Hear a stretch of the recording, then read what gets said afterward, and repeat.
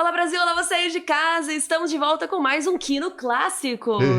Eu sou a Carol Moreira. Eu sou o Beto Calimã. E hoje estamos de volta com agora um filme, um clássico chinês, do diretor Wong Kar-wai, difícil falar o nome dele, que foi um dos grandes expoentes da nova onda ali do cinema de Hong Kong. Amores Expressos, ele é um filme que ele é o primeiro de uma série de filmes do Wong Kar-wai, foi o que criou a grande fama mundial dele, né? Ele é muito inovador em muitos aspectos, as histórias de bastidores são muito massas, a gente já vai entrar aqui, mas é um filme muito único, que, enfim, eu já falo que vale a pena demais, pra quem não conhece o trabalho do Wong Kar-wai. Não é necessariamente um filme super conhecido, né? Mas a gente achou legal trazer pra vocês, porque ele é muito queridinho dos cinéfilos, dos críticos, né? O Beto mesmo já conhecia o filme, já gostava bastante. Eu não tinha assistido ainda, eu sabia do estilo dele, mas eu não conhecia, então foi bem interessante, porque eu não sabia nada. Eu falei, não quero saber nada, vou assistir. E eu não acho que eu amei tanto, mas eu entendo que ele vira um meme, tem umas coisas dele engraçadas, e ele tem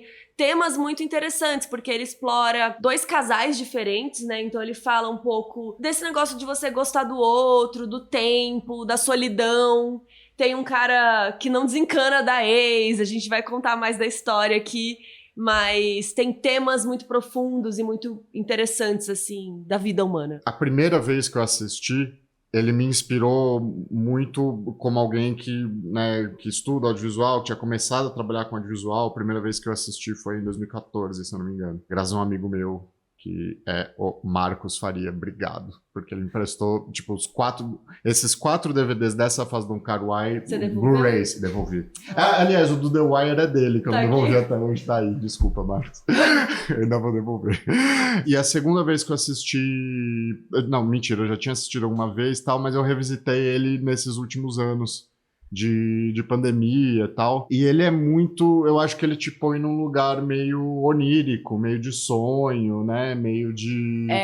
Uma viagem. A primeira parte do filme, o primeiro casal é meio uma coisa meio doida. Você fala, não é possível isso, não é possível. A segunda eu achei um pouco mais realista, apesar de também ter um plot meio doido, assim, de uma mulher meio stalker. Mas eu queria falar um pouco por que esse filme é tão querido, né? Ele foi super premiado. Ele ganhou os prêmios principais do Hong Kong Film Awards, incluindo melhor filme e direção. E ele também fez um circuito de festivais muito bom, né? Ele ganhou prêmios no Festival de Estocolmo, na Suécia, em Taiwan. E a cada década o filme vai crescendo mais nos tops, né? Inclusive a gente até notou aqui que a cada 10 anos a Sight and Sound faz uma nova lista dos melhores filmes e tal, que é baseada numa enquete com os críticos do mundo todo. E aí eles publicam 100 melhores filmes. E na lista de 2022, sabe quem entrou? Amores Expressos em 88. 88º. Muito bom ter um noivo inteligente, né, gente? Meu Deus. Então, assim, então o filme está estabelecendo um legado pós. Isso é interessante, né? Aqueles filmes que bombam depois. E é muito isso, assim, nessa mesma lista da Sight & Sound, Amor à Flor da Pele, ou In the Mood for Love, tá em 5º. Que é o outro filme dele.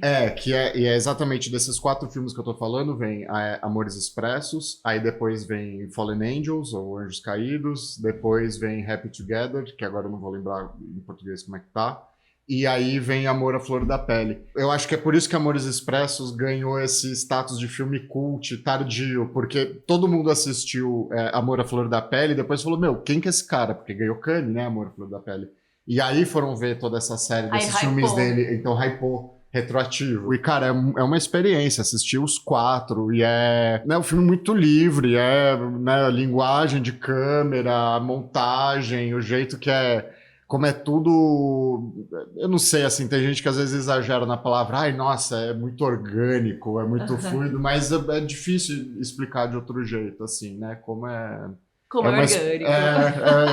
Acho que é uma experiência mesmo, assim. É engraçado porque você cria empatia pelos personagens, mas também tem aquela coisa nem de, tipo... tanto, nem sempre. Nem sempre, Mas eu sinto particularmente aquela sensação de tipo, cara, então eu acho que ser uma mosca em Hong Kong e ver a vida acontecer deve ser isso, sabe?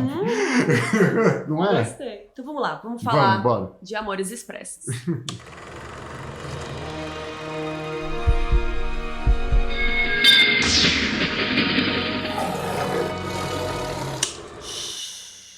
E esse dia chegou, este é o primeiro publi do Kino Clássicos!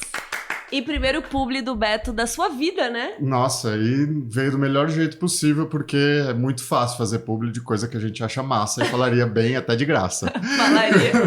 A gente ficou viciado no último fim de semana nessa série que se chama Últimas Férias e é do Star Plus e a gente ficou muito obcecado real. Ela é uma série de mistério, investigação, envolve um grupo de alunos que está se formando no ensino médio e eles vão para umas últimas férias, é uma despedida e é uma turminha do barulho que vai se meter em altas confusões, mais 18, né? Também, mas acho que você esqueceu de falar o principal, porque alguém morre. Alguém morre. Isso é legal, mas realmente o que você falou, né? A história do elenco ali, o elenco tá muito bom e a direção valoriza muito eles, né? Porque é um elenco muito jovem, assim, mas eles estão muito espontâneos, né? A direção consegue explorar cada lágrima de cada um do elenco, você se interessa pela história de todo mundo. Tem muitos personagens, mas eles conseguem colocar o suficiente em cada episódio pra gente se interessar por todos eles, porque são 8 episódios de meia hora, o que eu achei ótimo, um suspense de meia hora, assim, porque passa rápido, a gente vai andando na história, e eles conseguem encaixar nesse tempo, né? E com muito primor, assim, é um mérito tanto do roteiro, quanto da montagem, quanto da foto, assim, tudo trabalha muito pra história e te leva por um caminho e você fala, com certeza é isso, depois você fala, mano... Não. Isso é muito legal da história, que a gente fica tentando adivinhar o que aconteceu e... Não é spoiler, mas a gente errou, né? A gente foi criando, não, você acha que foi quem? Você acha que foi um acidente? Você acha que não sei o que lá? E aí a gente ficou criando várias teorias e não era nada do que a gente criou. Então, achei isso bem surpreendente. E mesmo assim, muito justificável. Tipo, faz sentido, né? Não é uma coisa... Mas calma, a gente tá falando muito do final, hein? Verdade. Mas, toda essa parte técnica... Tá muito primorosa, assim, como o Beto falou, tudo a favor da história. Eles filmando uma praia, numa casa de praia que eu quero, aquela casa. Sim. É linda, ali na Ilha do Mel. Na Ilha do Mel. Perto de Curitiba. No Paraná, litoral do Paraná. E é isso, muito inusitado, porque também é uma produção fora do eixo, né? Tipo, tudo é no Rio e em São Paulo. Então, também achei legal isso, que é diferente. E o lugar é lindo e a fotografia valoriza muito, né? Cada take é muito bem pensado e também tem uns takes diferentes, tem uns planos longos, plano de cima. Eu vi que eles exploraram bastante esse lado também. Muito da história se passa nessa casa, mas em cada momento da série ela é, né, a direção de arte é uma, a fotografia é outra. Me lembrou muito outra série do Star Plus, que é The Bear, que muita coisa se passa na cozinha, mas ela, dependendo da história, ela tá de um jeito, ou ela tá de outro, né? Então... Realmente, porque a série tem muito flashback, né? Porque a gente sabe que a pessoa morreu e aí a gente volta no tempo pra entender o que foi acontecendo. Então, quando tem algum momento diferente do tempo, a fotografia tá diferente, a casa tá diferente. A cor tá diferente, né? E o melhor de tudo é que é uma série nacional, né? É isso, cara. Nossa, é uma joia. Achei, assim, entretenimento puro, né? Vale muito a pena. Não pensem em assistir um episódiozinho, porque... Não, você vai maratonar. Você vai maratonar. É muito boa. Tem cenas quentes. Sim. E também coisas mais pesadas, assim. Eu achei que a série tem um equilíbrio muito legal. E, poxa, série brasileira de qualidade, dá orgulho. Eu fico muito feliz de estar fazendo esse publi, sabe? Falar de uma coisa tão boa que nem você falou. A gente faria até de graça, porque a gente ficou viciado mesmo na série. Então, fica a dica. Últimas Férias no Star Plus. Aproveita e depois vem aqui agradecer a gente, que eu sei que vocês vão gostar. É bem o tipo de coisa que vocês gostam. Então vamos começar, vamos falar um pouquinho da vida do Wong Kar-wai. A gente gosta de trazer um pouco, porque os cineastas têm tudo aquilo que é a bagagem dele, né? Então, ele nasceu na China, ele nasceu no dia 17 de julho de 58, ele é canceriano, pra quem estiver curioso, e ele nasceu lá em Xangai. E ele era o caçula de uma família que era composta pelo pai, que era marinheiro, a mãe era dona de casa, e ele tinha 2 irmãos mais velhos, um irmão e uma irmã. E aí, em 1965, começou a Revolução Cultural Chinesa. Na época, quem liderava a China era o Mao Tse-tung, que era do Partido Comunista Chinês. E aí, foi um momento onde a família do Wong Kar-wai decidiu ir para Hong Kong, que na época era uma colônia britânica, né? Os pais e o Wong Kar-wai foram, mas os irmãos dele, que ficaram para ir um pouco depois, eles acabaram dando esse azar de ter sido um momento onde a China bloqueou esse trânsito não era tão fácil quanto hoje, né? Enfim, é um outro momento da China. Então, ele ficou longe dos irmãos por 10 anos. Então, você imagina que ele era uma criança que só convivia com adulto, porque ele não sabia falar inglês, ele não sabia falar cantonês, ele foi falar inglês de fato só na adolescência. Foi uma infância de fato difícil, de certa forma, né? Mas isso foi interessante porque ele ficou uma pessoa muito observadora, né? Como ele não entendia a língua, né, o que estava sendo dito, ele ficava observando a vida, né? Então ele olhava, nossa, aquela pessoa fez isso, aquilo. E isso tem tudo a ver com o Amores Expressos que você falou, né? De ser uma mosca ali observando, dá pra entender, como se ele fosse ali vendo a vida acontecer, né? Então, olha que interessante essa conexão, né, com a infância dele. Uma coisa que eu acho muito curiosa, né? Ele já assistia muitos filmes,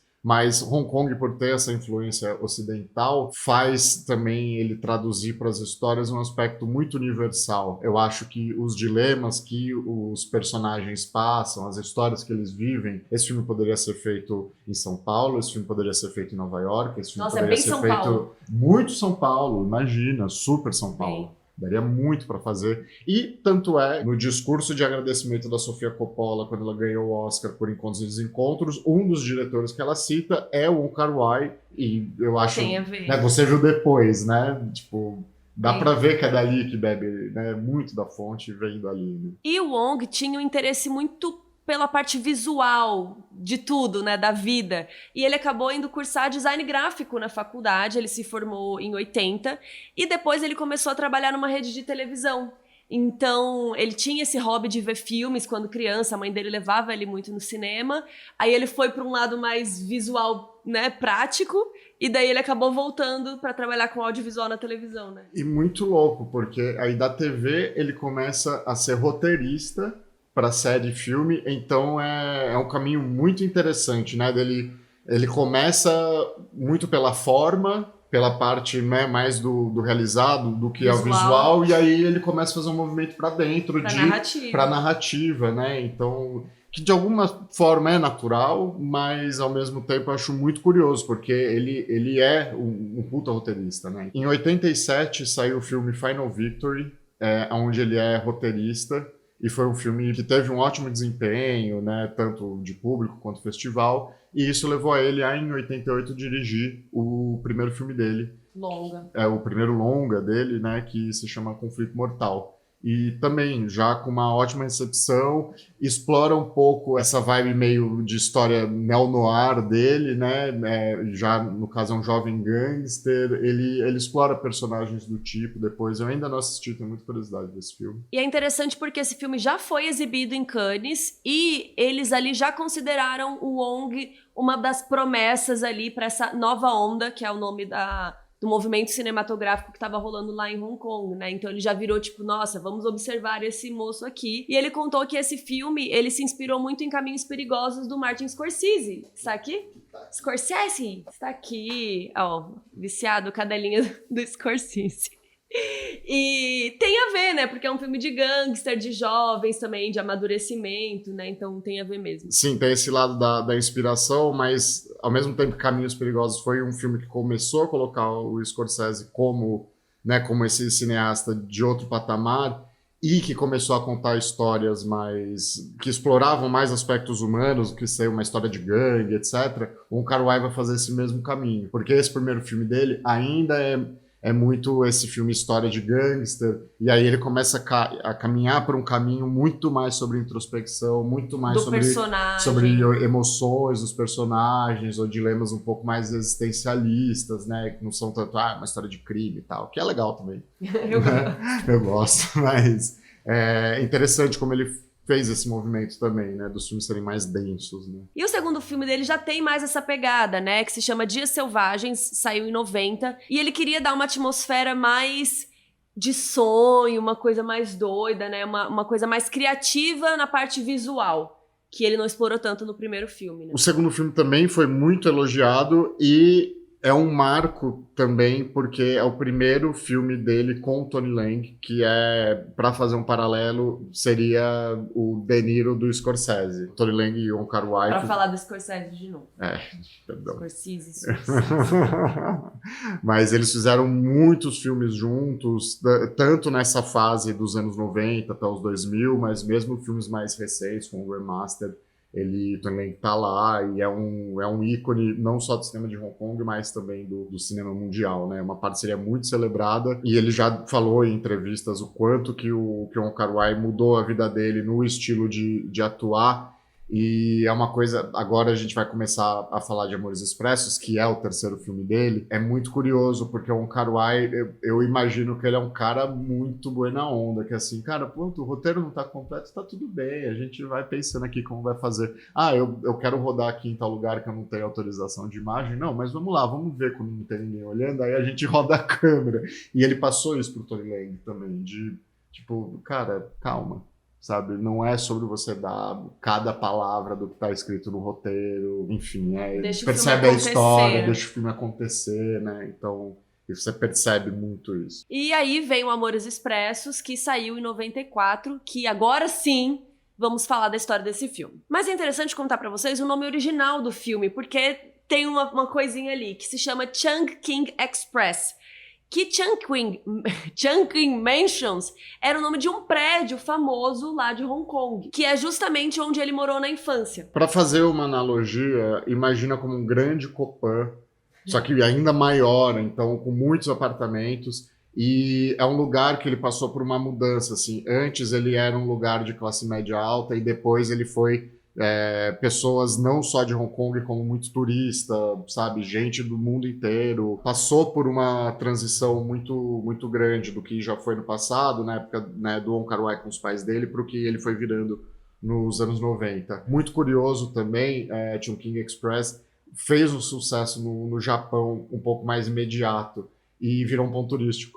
Então as pessoas do Japão, né, os turistas japoneses, quando iam para Hong Kong, todo mundo queria visitar lá e ver, enfim, tem Hypou o prédio, Hypou muito o prédio, né? E a outra parte do título, que é o Express, vem do Midnight Express, que é o nome da lanchonete, que se passa, é fictícia, né, que se passa boa parte do filme ali, que é aquela lanchonete mais podreira, né, pode falar assim, que você vai lá de noite para comer um lanche depois da balada. É uma lanchonete bem básica e deve ser bem gostosa também. Ah, com certeza. Tinha hora que dava vontade de comer aquele negócio mesmo. E é interessante porque ele usa, então, um pouco da vida dele, da infância dele, e um pouco de uma lanchonete. Por que isso? Porque ali naquele prédio que ele vivia, tinha shopping, mercado, açougue, lanchonete. Inclusive, era um ponto onde alguns criminosos se reuniam. Então, quando ele criou esse filme, ele quis misturar um pouco de tudo que ele via por ali. E aí, para contar esses diferentes personagens que ele via ali, ele acabou contando duas histórias em um filme só, né? Tem duas narrativas. A primeira, que é a história de um detetive que acabou de passar por um término com uma namorada, e é muito engraçado, porque o término acontece dia 1º de abril. Então ele fica pensando, será que é mentira? Será que a gente vai voltar? Achei legal que o dia da mentira, então, é universal. Aparentemente. Também tem na China. Pois é. Eu não sabia disso. E aí ele decide que ele vai... que ele ama comer um abacaxi enlatado, doce, e aí ele fica procurando abacaxis que vencem dia 1º de maio. E ele espera que a namorada dele, que chama May, que é maio em inglês, vai voltar com ele até dia 1º de maio. Enfim. Da onde que ele tirou essa info? Fontes cabeça dele. Pois é. Em paralelo, a gente vai acompanhando a história de uma ladra. Na verdade, ela não é só uma ladra, mas ela comanda um esquema de tráfico de drogas ali com imigrantes indianos. Eu achei interessante, porque no começo do filme você fica, o que tá acontecendo? Aí quando você fala, caraca! Eles vão transportar droga escondido, né? E ela é meio que a líder ali que organiza o rolê. Sim, e aí tem essas duas histórias acontecendo e eles se esbarram. Ele junta esses dois universos do policial. E ela é a ladra. E da ladra, né? Da criminosa. E muito curioso que ele faz isso dar certo, os dois se encontrarem no momento e serem um apoio emocional um pro outro, né? Caralho. E você compra demais, assim, né? É uma história, não sei, é muito boa, é muito massa, assim. Aí quando essa narrativa acaba, aí a gente vai pra outra narrativa da história, só que a gente não volta mais pra essa. E eu fiquei assim, quando que vai voltar? Quando que vai conectar? Nunca, tá? Spoiler, não vai conectar. E aí a gente tem um outro policial que vai lá na tal da lanchonete, no Midnight Express, que ele tá meio que passando por um término, ele namora com uma comissária de bordo, e ela tá meio que fugindo dele, tá dando um ghosting, tá meio terminando. E a mulher que trabalha lá na lojinha começa a ficar obcecada com o policial. E aí, acho que é o auge do filme, é quando a ex dele, aí eles terminam, né? E a ex dele leva um envelopinho que tem a chave da casa dele. E a moça descobre onde ele mora, abre com a chave enquanto ele tá trabalhando. Então ele vai trabalhar, não sei o quê, e a mulher fica entrando lá na casa dele, fuçando nas coisas dele, limpa a casa. Eu fiquei, gente, ele não tá reparando. E ela começa a frequentar lá, diariamente. Ela leva peixe, põe dentro do aquário do que já tem peixe dele. Eu falei, gente, ele não tá reparando a continuidade da casa dele? Eu tava dando risada já, porque eu lembrei do meme que eu te mostrei. Que é o Esse meme é maravilhoso, vamos por aqui. Vamos, que é do Hulk cinéfilo, que é muito bom, assim. E aí, o mais louco é que quando ele descobre, depois de sei lá quanto tempo, que a mina tá vindo na casa dele, que ela é meio doidinha, ele chama ela pra um encontro. Assim, amigo, não foge pras montanhas, mas ok, ele quis, chamou, aí ela meio que topa, né? Só que aí no dia do encontro, ela não vai. E ela deixa uma passagem de avião, assim, falando que ela foi pra Califórnia. O interessante é que ela fica obcecada pelo cara, né? Que é o policial 663, né? Que ele não tem que ele não tem nome na história, e ela chama Faye. E finalmente, quando o policial chama ela, ela não consegue concretizar, né, essa obsessão dela. Eu acho curioso também, ela é muito excêntrica, né? E ela fica ouvindo California Dreaming no Sim. talo enquanto ela trabalha. Então, talvez isso também era uma coisa que tava ali. Ela tem essa vontade, esse sonho para realizar de fato, né? De ir pra Califórnia. Ou ela... Porque ela também se transforma numa aeromoça no fim das contas, Sim. né? Não é tudo muito estranho? E é muito engraçado, porque ela tem interesse nele enquanto ela é invisível para ele, de certa forma, Sim. né? Tanto é que tem aquele take que ele tá... É um dos momentos que o filme tem aquela técnica de time-lapse, aonde ele tá se movendo numa velocidade, tá todo mundo em rastro, e ele tá lá tomando o café dele e tal, tipo, muito dentro do universo, e ela tá deitada, assim, sentada assim no balcão olhando para ele, sabe? E aí, quando ela se torna reconhecida, ela... Tipo, ela foge. ela Ela foge. literalmente fugiu. Tipo, perdeu a graça, talvez, ou sei lá. Só que depois ela acaba voltando, ela anota lá na passagem uma data, que é exatamente 1 ano depois. E ela volta lá, ela não encontra ele no restaurante, mas acho que a mensagem não ficou muito clara que você ia voltar, amiga, mas beleza. E ela encontra ele na lanchonete, no Midnight Express, que ele comprou e agora ele é dono, tá reformando e tal. E aí eles têm um clima, assim, meio engraçado, e ela chama ele pra viajar com ela, e ele topa. Pode ser simplesmente que ela não estava pronta pra ele, ela estava pronta só ali naquele ideal da cabeça dela, ela não estava pronta de verdade. Isso é interessante, né? Como às vezes você encontra a pessoa certa no momento errado. Tem essas coisas, né? A gente se achou na hora certa. É verdade. Mas é interessante porque, falando um pouco da gente, tudo que a gente viveu antes nos preparou para estar prontos agora. Acho que é uma sabedoria muito popular ou holística, enfim. Que é, cara, se você tá passando por uma coisa difícil, pensa que isso pode estar te preparando para uma coisa muito boa, né? É um pouco piegas, talvez, desculpa. Você falou uma coisa uma vez que eu gostei muito, que era com relação ao trabalho, assim, que eu tava tendo um dia difícil, um monte de problema e tal. Aí o Beto falou assim, mar calmo não faz bom marinheiro, né? Sim, tipo, pega tudo que tá acontecendo e aprende com isso, vamos ver o lado... né, de aprendizado que você tá tendo, e realmente, né, porque aí depois você sabe lidar com aquelas situações que já apareceram na sua vida antes, né. Eu queria uma casca grossa, né, enfim. E é interessante porque no nosso caso hoje a gente não briga, a gente nunca brigou, e a gente ficou muito pronto pra casar rápido, né, tipo, a gente não namora há tantos, né, 20 Sim. anos, 10 anos, e a gente já ficou, não, é isso. Porque a gente já viu tanta coisa que a gente já sabe o que a gente quer agora, né? Já viu, já viveu, e, enfim, para não distanciar Pra muito voltar do pro tema, filme. para voltar pro filme, mas de certa forma dá para analisar isso, assim, porque apesar do filme se passar nos anos 90, eu acho que é um momento de transição do que a sociedade reconhece como, a gente precisa fazer isso, a gente precisa fazer aquilo. Acho que hoje a gente casa porque a gente quer casar, porque a gente quer morar junto. Não existe uma expectativa de que a gente tem que casar para ser bem visto, para isso é um sinônimo de ser bem sucedido ou não, sabe? Então. Mas como que você vai voltar com o filme? Porque eu acho que ali é uma realidade já de vida urbana, de grandes centros urbanos, sabe? Eu acho que isso é uma coisa muito boa que a gente como sociedade conquistou, que é a gente pode viver segundo os nossos parâmetros, segundo o que a gente quer pra gente, e não o que a sociedade necessariamente espera, sabe? Muito bem, palmas. Mas vamos relacionar com o primeiro casal do filme, porque eles nunca voltam mais. E aí eu fiquei pensando, tá, mas por que essas duas histórias estão aqui juntas? Qual é o paralelo, né?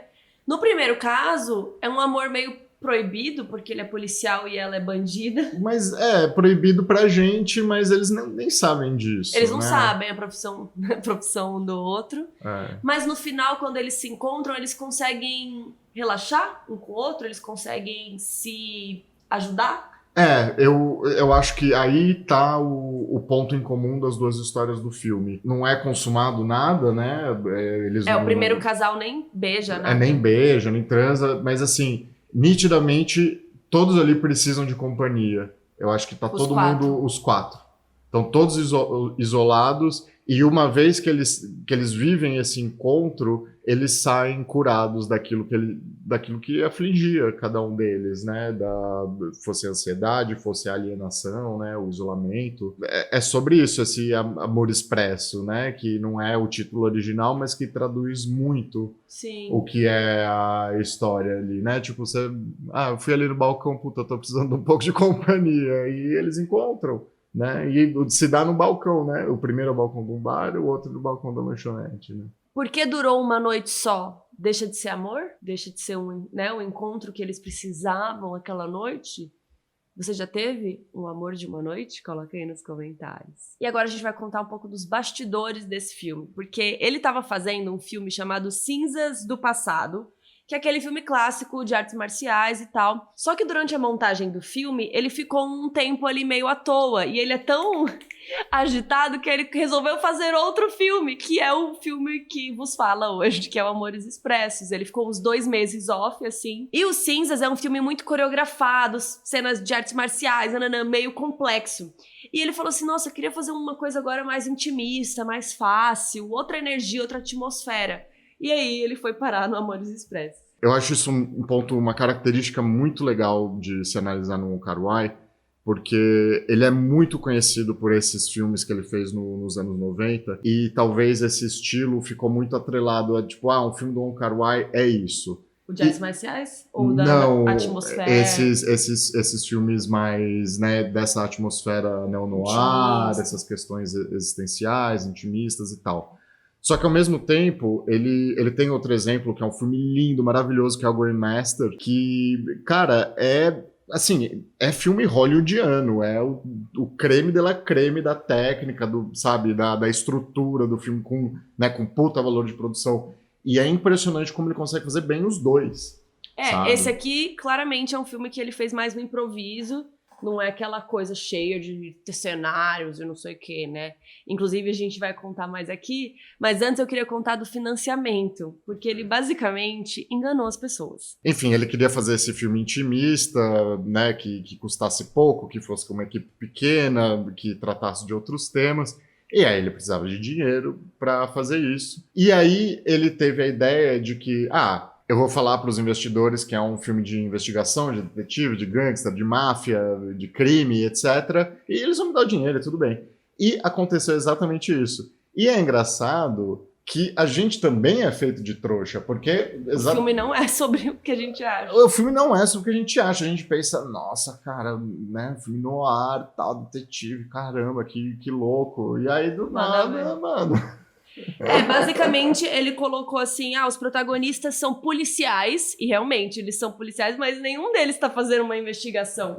Não. Nenhum deles tá fazendo nada de muito policial, assim, eles estão, né, vivendo a vida, assim. E tem uma mulher misteriosa, que é a mulher loira, né, da peruca e tal, que realmente ela é uma criminosa, mas também a história dela meio que depois não dá em nada, né? Então ele enganou a galera pra fazer um filme que ele queria, mas não era bem aquilo que ele falou.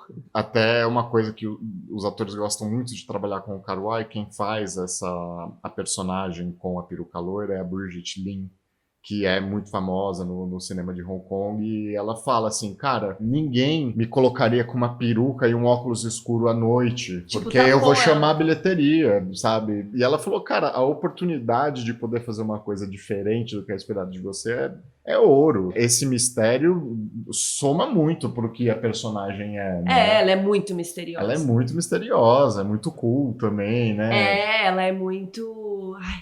interessante, né? E blasé, né? Ela tratando assim, quando ela, né, enfim, já resolveu toda a treta dela, né? Ela até sequestra uma criança e devolve depois. Mano, ela sequestra, tipo, ela vai... Na moral, assim, tipo, na moral, né? Como ela demora meio segundo, tipo, tá bom, vou levar essa criança aqui. Mano, eu fiquei de cara.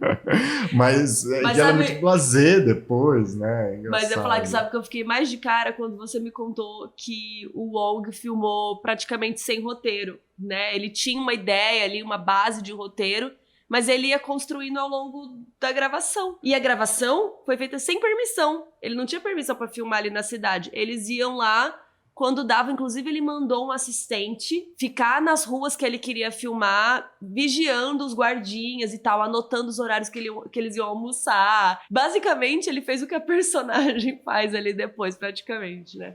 Mas achei isso muito interessante, que também é bem encontros e desencontros, que a gente falou aqui, né? Filmar na luta. E também mostra como não é porque você está fazendo algo guerrilha, um filme guerrilha, que você tem um passe livre para fazer um negócio que não seja bonito, que não seja interessante visualmente, que não tenha apelo. Porra, o filme tem um apelo estético absurdo, é um filme inspirador pra caramba, tanto para quem consome, né, como cinéfilo, mas também para quem trabalha com audiovisual, assim, acho que... Conta mais, porque tem umas cenas que tem, me parece que é um shutter baixo, porque fica aquele rastro, né? Como explicar isso para quem tá só ouvindo, porque você sabe que dá para ouvir o Kino Clássico no Spotify ou no seu agregador de podcast favorito, mas no Spotify, inclusive, tem imagem. Se você não viu, tem. Mas agora também tá saindo no meu canal do YouTube, que é Carol Moreira, caso você queira ver nossa cara maior em HD, tem lá também.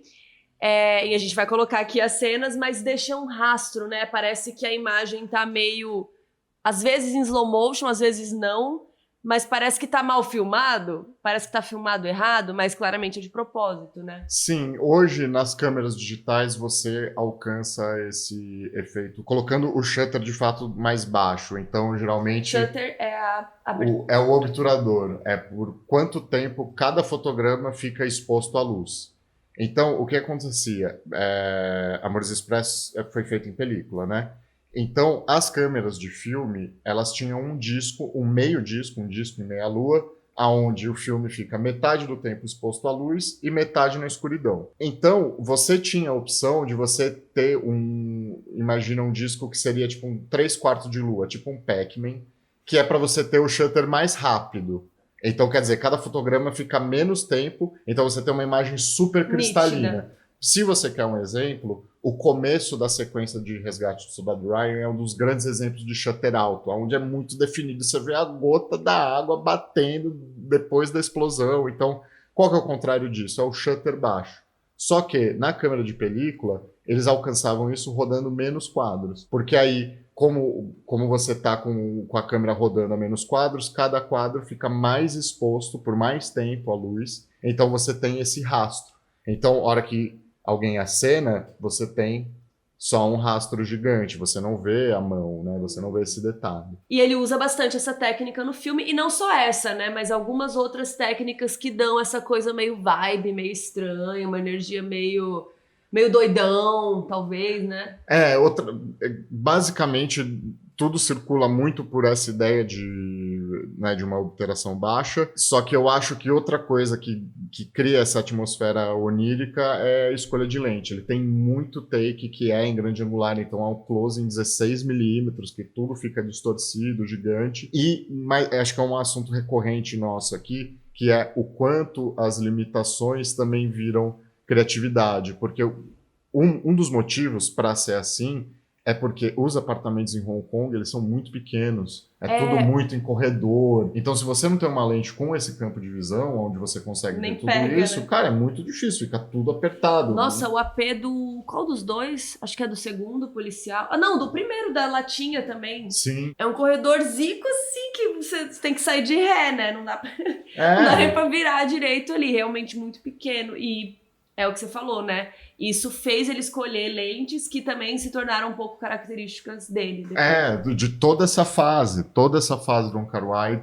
tem essa linguagem. Aqui vale uma menção, né? Eu sempre acabo levantando um pouco pra fotografia, mas é uma das grandes... É seu direito. Obrigado. É uma das grandes parcerias do cinema mundial, é o Wong Kar-wai com o Christopher Doyle, que é o fotógrafo dele. Que, cara, é um personagem, assim, ele tem uma vibe meio Anthony Bourdain, sabe? Então... O cozinheiro? O cozinheiro. É bem a mesma vibe, adora dar direto entrevista, fumando cigarro, tomando uma breja, doidão. Ele fala assim, tem cenas de Amores Expresso que foram feitas no meu apartamento. Então, sempre que alguém me conhece, tipo, tô paquerando alguém e tal, nananã, eu falo, então, né, você quer me conhecer no meu apartamento? Pois é. Olha que você mandou uma dessa pra mim, e nem vou falar nada aqui em público, mas foi parecido essa cantada aí do, vamos ver meu apartamento, não sei o quê. Mas foi legal. Foi, né, tô aqui até hoje. Cara, é isso, assim, a parceria dos dois, porque o Doyle é um cara que embarca nesse estilo do Wong Kar-wai de não tem roteiro, não tem storyboard, eu não sei como que eu vou fazer, eu vou sentir. E ele se adapta, e você imagina, assim, quase tudo câmera na mão, no ombro, no caso. Isso é uma coisa até que em entrevista o Christopher Doyle conta, que cara, eu ficava nas posições mais desconfortáveis possível, tipo, de cócoras virado pra lá e depois eu tenho que vir pra cá, cair no rosto de alguém. E imagina que você tem que fazer yoga tipo aquele e meme do cara musculação. que fica aqui fazendo a câmera. Tipo, é a mesma coisa, sabe? Então, é isso, assim, o suco do cinema guerrilha é essa fase do Wong Kar-wai. E você já foi muito tempo câmera também. Já. Com aquelas câmeras antigas de fita. Imagina ficar carregando aquilo, nossa, gente. Quando vocês veem uma equipe de, né, um cinegrafista de TV na rua, vocês veem aquelas câmeras maiores, hoje elas têm cartão, não são em fita, mas elas totalmente equipadas, elas têm por volta de 12 quilos. Era nesse esquema que eu trabalhava. O peso do Jonas. Uma câmera de película é pelo menos uns 18, com chassi e tudo, mas é muito mais pesado, gente. Exato. É tipo o peso do Mikkel, cara. E tem uma história legal que o Wong quis gravar num lugar lá que chama Central Mid-Levels, que tem uma escada rolante muito louca, mas não é uma escada rolante, é o maior complexo de escadas rolantes do mundo, simplesmente, e tem uma luz engraçada, assim, diferente, e o Wong tinha acabado de ficar pronto, e o Wong falou, ele é paulista agora, ele quis gravar lá, e ele até pensou, poxa, por que ninguém filmou aqui antes, né, porque é muito cinematográfico, é muito diferente, né? O algoritmo cinéfilo do TikTok, você vê muita gente chupando o Wong Kar-wai e essa fase do Wong Kar-wai, sabe? Então é o takezinho baixo, alguém olhando pro nada, voltou e uma trilha, voltou, O talento dele de conseguir criar uma atmosfera, eu entendo quem assiste Amores Expresso e pensa assim, tipo, puta, mas essa história, né, parece que não tem roteiro. Mas depois ele consegue unir isso, assim, ele é um ótimo roteirista, ele cria personagens e dilemas maravilhosos, então é meio que Amores Expresso é um gostinho do que ele vai alcançar lá na frente. Sabe? Eu acho que como história não é um dos melhores filmes de história, mas depois de um certo tempo eu fui ficando intrigada com aquilo, né? E eu fiquei até o fim do filme esperando a primeira história voltar e não aconteceu, né? E o Beto não me contou que não ia voltar e eu, gente, aquela mulher... E aqueles dois lá, será que eles vão se encontrar? Não sei o quê. Nada acontece feijoada. Mas acho que também é isso. Quando você vê a parte estética, as histórias se conectando, né, pelos temas. E também é um filme curto, né? 1 hora e pouquinho. 1 hora e meia. Então também, nossa, e eu acho que a melhor parte de fazer o Kino Clássicos é que a maioria dos filmes não são tão longos, alguns sim, né? E é interessante observar como o Wong traz referências de outras artes também. E talvez a referência mais óbvia seja um autor japonês que chama Haruki Murakami, que escreve livros muito reflexivos, né, sobre o ser humano, aquela coisa da solidão, né? Então é uma referência bem clara. Uma coisa em comum do Wong Kar-wai com o Murakami é essa coisa de misturar culturas. Então, o Murakami faz isso nas histórias dele, e o Wong Kar-wai faz isso, por exemplo, quando coloca um personagem na frente de um 7-Eleven ou de um McDonald's. Ele gosta de colocar, né, McDonald's, coisas ocidentais. Virou até uma moda no Instagram, no TikTok Arts, esses ensaios, esses shootings em loja de conveniência, que você tem essa luz que ou ela é neon, ou é uma luz branca, azul, enfim, né, essas cores um pouco mais sintéticas, assim, é meio que uma luz de Blade Runner na nossa vida real, né? E eu acho que isso é o que faz ser muito universal. Acho que qualquer pessoa que vive no centro urbano acaba se relacionando a isso, né? Outra referência, tem um autor que chama Raymond Carver, que ele faz histórias geralmente em lugares um pouco mais isolados, cidades menores, mas são narrativas mais cruas. E ele também tem livros que ele divide, que ele coloca 2 histórias diferentes em um livro só, e às vezes um personagem aparece bem rapidinho, quase como um easter egg, né? A história do outro, né? Eu acho que é isso que faz dele um diretor tão completo, né? Porque a função do diretor muitas vezes é conseguir navegar pelos diferentes departamentos, né? Mas, de novo, na parte de visual, o Christopher Doyle é um dos grandes diretores de fotografias vivo, né? Tem até o filme dele que termina essa quadrilogia, que é o In the Mood for Love. Tem um documentário que chama In the Mood for Doyle, que ele explora muito isso, como ele filma Hong Kong, ele fala muito da experiência dele com o Kar-wai, é muito legal, vale muito a pena. Beleza, então eles filmaram, estreou o filme, a gente não sabe o orçamento, a gente não conseguiu achar, mas provavelmente foi um orçamento bem baixo, porque eles filmaram ali na guerrilha, rápido, sem autorização de nada, poucos atores, negócio rápido. Mas, de acordo com o Box Office Mojo, o filme teve a bilheteria mundial de $600 mil, porque não foi um filme também que foi lançado em muitas salas, mas acho que uma bilheteria bem boa para um filme que deve ter custado menos de 100, assim, vai. Com certeza. Bem Na época, enfim, tem os aspectos de inflação, etc. E, de novo, assim, 600 mil de bilheteria, e com certeza ele hoje já rendeu mais do que isso, porque é isso, foi um filme redescoberto ou conhecido depois, né? Ele teve um pouco disso, né? E como a gente falou no início, né? Ele correu muitos festivais, ele ganhou muitos prêmios no Festival de Hong Kong, né? Do próprio país deles. Então, o filme foi bem, acho que valeu a pena esses 2 meses que ele ia ficar de ócio. Valeu a pena que ele fez um filme e correu o festival e estamos aqui falando até hoje. Pois é. Bom, logo depois de Amores Expressos, ele fez Anjos Caídos. Também, visualmente, bebe da mesma fonte, mas você vê que ele já aprendeu com a produção de Amores Expressos. Tem um take que é icônico, que todo Twitter de cinéfilo, ou Instagram, ou enfim, todo mundo replica numa moto andando num túnel de Hong Kong. É icônico esse take todo, essa cena toda. Então, quem mesmo que não viu o filme não sabe o que é Fallen Angels, tipo, é desse filme, então vá ver também, vale a pena.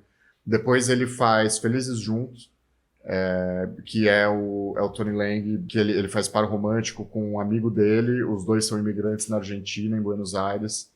E tem cenas muito lindas, é uma história assim de um tremendo bom gosto. E ele ganhou o melhor diretor em Cannes por causa desse filme. Sim. Por causa desse filme, com este filme. Com esse filme, e você vê que já é ele alcançando uma atenção internacional, ele conseguir produzir um filme fora de Hong Kong, né?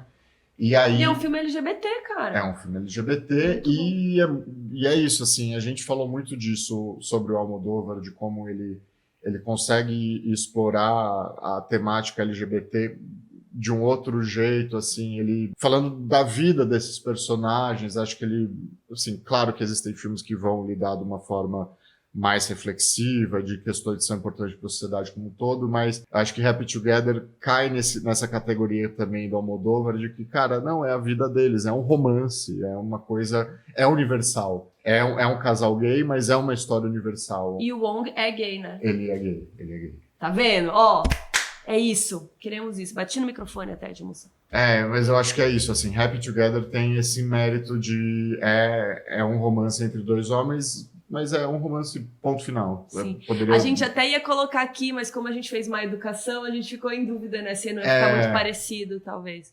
Aí a gente acabou indo pra Amores Expressos, que lança mais ele. E acho que é isso também. É uma experiência nossa do Kino Clássicos, que é igual a gente, né, a gente foi falar de Kill Bill, porque aí a gente aproveita e fala do Tarantino, então a gente não vai, talvez, para a escolha mais óbvia, né? Porque Amores Expressos é um filme muito cultuado, mas o grande filme que trouxe atenção para todos esses filmes dele dos anos 90 é Amor à Flor da Pele, que é um filme maravilhoso, que é feito nos anos 2000. Só que é isso, assim, eu acho que esses filmes de começo, eles dão oportunidade pra gente falar de toda essa história e falar dos outros filmes junto, né? Então... E quem sabe a gente volta aqui mais pra frente com mais filmes dele. Inclusive, Amor à Flor da Pele é considerado um dos melhores filmes de todos os tempos, né? Tem uma lista da BBC de 2016.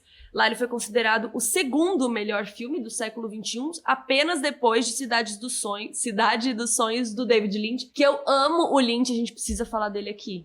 Em breve, por favor. Obrigada. Mas eu acho que também vale uma menção para Tudo em Todo Lugar ao Mesmo Tempo. Super! Porque ele faz referência a muitas coisas, tanto de filme da Marvel, Jack Chan, etc. Mas todo aquele multiverso aonde ela é uma atriz famosa, as cenas com o shutter baixo, que eles estão parados e tá todo mundo se movendo do lado. Então isso é uma referência explícita a esses filmes do Wong Kar-wai, principalmente a Amor à Flor da Pele. Então... Inclusive, eu citei isso no vídeo deste filme.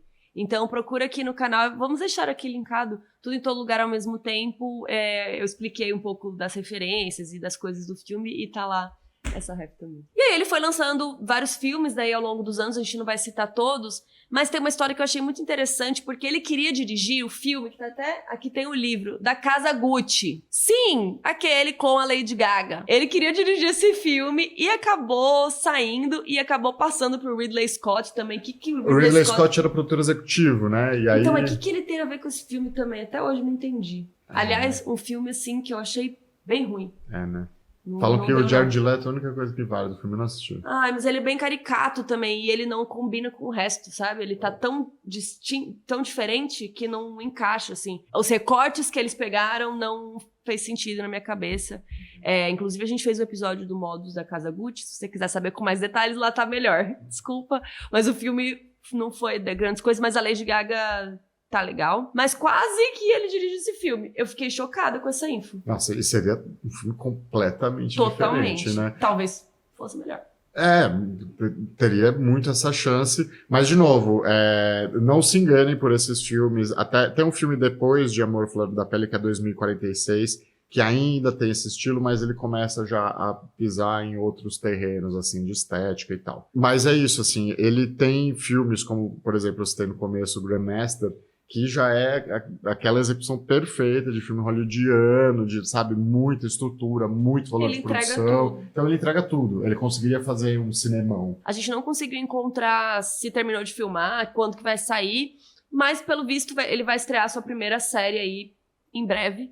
A gente avisa aqui quando a gente souber alguma informação. Sim, e ele se envolve em muitos projetos em outras funções, né? Ou como produtor executivo, ou como roteirista, ou como consultor, né? E acho que é isso, né? O Amores Expressos. Fiquei feliz de conhecer o filme. Acho que a minha primeira impressão foi meio pra onde isso vai dar, e daí no final fiquei feliz de ter conhecido e ter visto, e agora eu quero saber mais dele, quero ver a quadrilogia. Perfeito. E é interessante também que foi um filme que na época não explodiu, apesar de ter corrido os festivais, e meio que foi virando um queridinho cult pós, né? Assim, cara, ele me dá vontade de fazer filme. Faz filme! Estamos tentando aí. Tem um doc aí pra sair. É verdade. Mas enfim, isso a gente fala em outra hora. Todos esses filmes dessa quadrilogia estão na MUBI. No fim de 2021, eles abriram um mês, mostra o Kar-wai, e esses filmes não saíram em cartaz, porque a MUBI ela vai reciclando, né? Ela não deixa todo o catálogo lá. Mas todos ainda estão lá, então corre pra assistir. Espero que a gente tenha hypado vocês pra conhecer. Você me hypou, então acho que já valeu. Você hypou uma pessoa, mas acho que a galera vai curtir também. E eu acho que tem muita gente que já conhece e que vai curtir saber mais dos bastidores. Assim. Sim, é muito bom de revisitar, assim. Eu acho que são filmes fáceis de revisitar e você vê de novo. E você já sabe que tem essa estranheza e aí você aceita, sabe? Acho que é isso. Você já entende como funciona, né? Tem um fator replay aí. E semana que vem a gente entra no mês do Natal. E aí, desde que a gente criou o Kino Clássicos, a gente falou que a gente queria fazer um mês de Natal com Esqueceram de Mim e Duro de Matar. Então se preparem que daqui 15 dias a gente volta com Esqueceram de Mim, que tá disponível no Disney Plus, que eu amo esse filme, eu sei as falas, eu assistia muito quando era criança. Tô bem ansiosa pra esse também. Nossa, e depois Duro de Matar. Ai, vai ser... Que é outro clássico de Natal. Yippee-ki-yay, motherfucker. Tchau. Tchau.